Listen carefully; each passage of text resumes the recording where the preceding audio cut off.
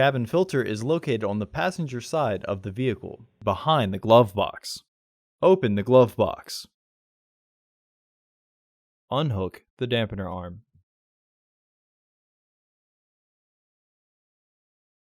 Push in on the sides of the glove box to release the stops and lower the glove box. Unclip both sides of the housing cover to remove it.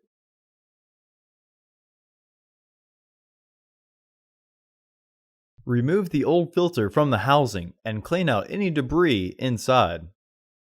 Insert your new AQ1102 filter into the housing, with its airflow indicating arrow pointing down.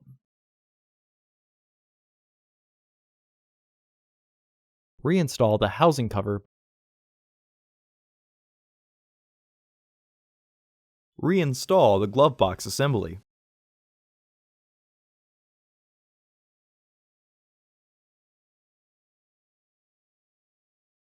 Hook the dampener arm back onto the glove box.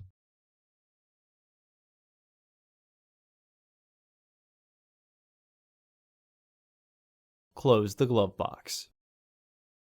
Visit our website to order your filter to ensure that it fits.